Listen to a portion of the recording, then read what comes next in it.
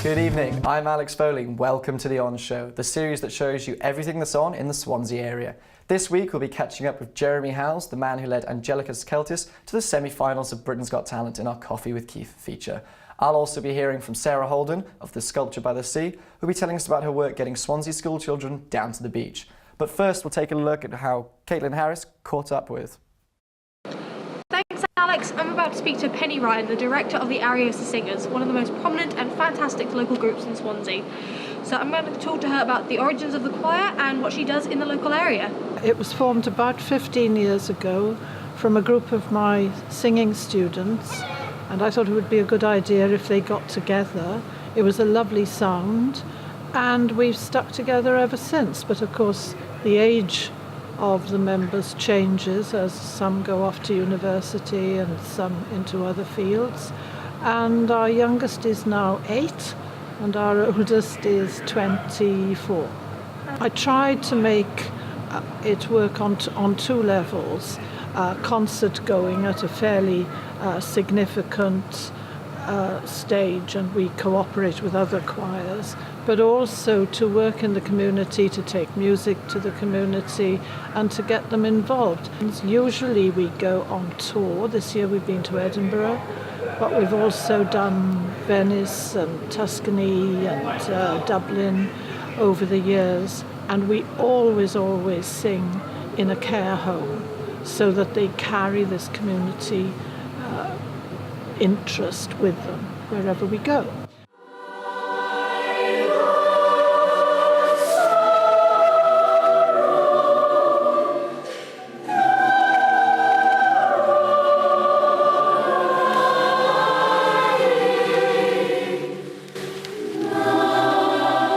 And there's one on November the 18th in Holy Cross Church, where we combine with many of the parents of the children and older people in the community in a group called Mumbles Voices.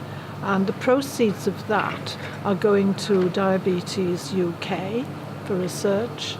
And it's about our 20th charity that we've raised money for. So how can people get involved in singing Ariosa or getting involved in singing with Ariosa? Well, they just ring me, 406062, and there are no auditions. It doesn't cost anything. Just love to sing. Fantastic. So thank you so much for coming down to see us, Penny. Pleasure. Really looking forward to seeing more of Ariosa, and it's been great talking to you. Thank you very much for asking me. Thanks, Caitlin. The Ariosa Singers have their next performance on November the 18th, and for more information, visit their website, ariosasingers.com. Up next, we'll be hearing from Sarah Holden from Sculptures by the Sea, who'll be down at Rosilly. At Rosilly, just been on the coastal path to the beach, where we've put out a sculpture trail that our art organisation, Sculpture by the Sea UK, has created together with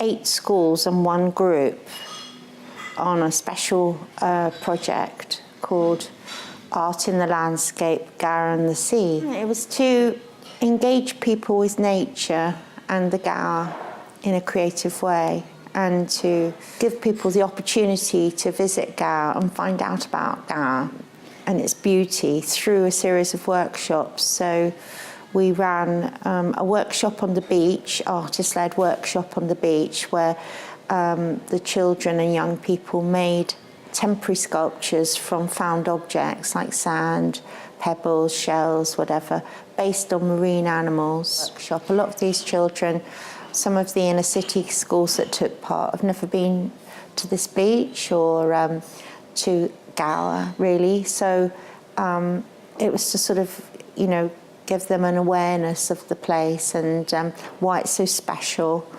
And So we based it on marine species so that, you know, they would feel an empathy perhaps with some of these animals and help them to protect and sustain them for future generations. Yeah, it's been here since last Saturday, and it'll be taken down in about 2 weeks. So, or I think on the 14th of October it'll be taken down. Yeah, I'd love to thank Gower Landscape Partnership and the National Trust, who were the sponsors for this project in particular, and also all the artists, because they were really, you know, integral part of it all. So that's Catherine Jones, Amy Marsden, Tina Cunningham. We've just been commissioned by Visit Wales to build a more permanent sculpture trail on the coastal path from Mumbles to Rossilli, and we're going to be putting 5 sculptures that will be based on the Year of the Sea.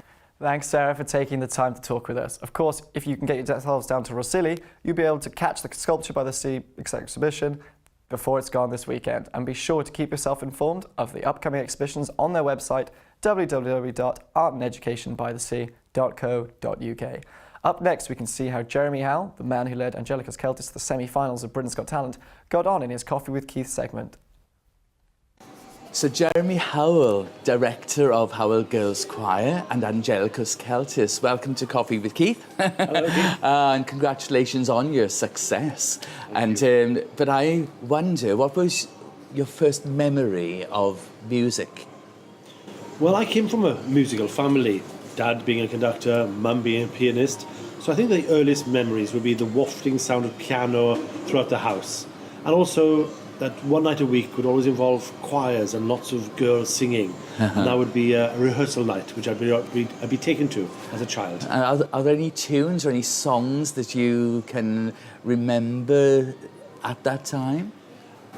Climb Every Mountain is always it's always been a part of the repertoire of the choir, so I've always remembered it myself. Ah, a lovely, beautiful song, isn't it, you know? So your first involvement then with music, you know, you say about your mum and dad, but when did you first get involved yourself?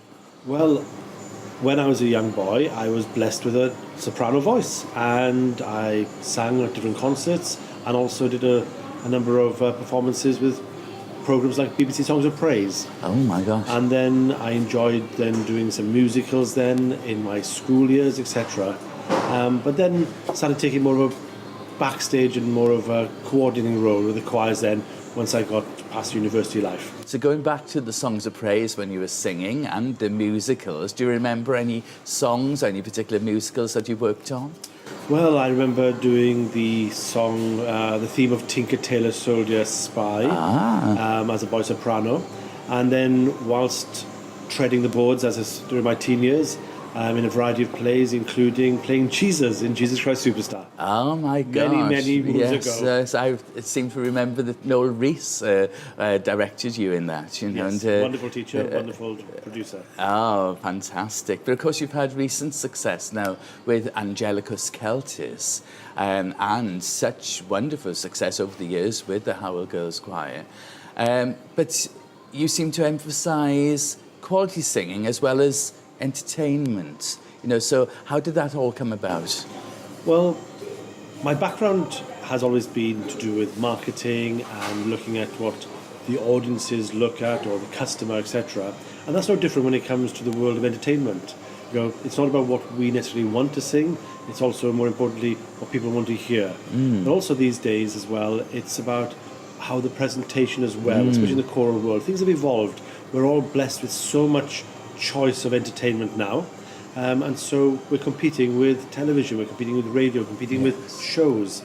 So the choral world now has to evolve, and so that's what we do as well. Yes, oh, well, thank you very much. Thanks for sharing your coffee You're with welcome. Keith, and best wishes for the future of both Hywel Girls Choir and Angelica's Celtis. Thank you, Cheers. Keith. Cheers. And thank you, Keith Millwood, and thank you, Jeremy Hywel, for meeting for a coffee there and giving us an insight into the man behind the choir.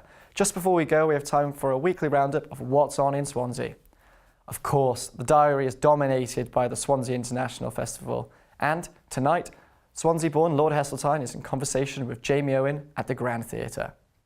On Wednesday, at the university, cellist Thomas Carroll performs Orpheus Sinfonia with his own orchestra, whilst Puccini's Madame Butterfly by the Russian State Opera is on at the Grand Theatre.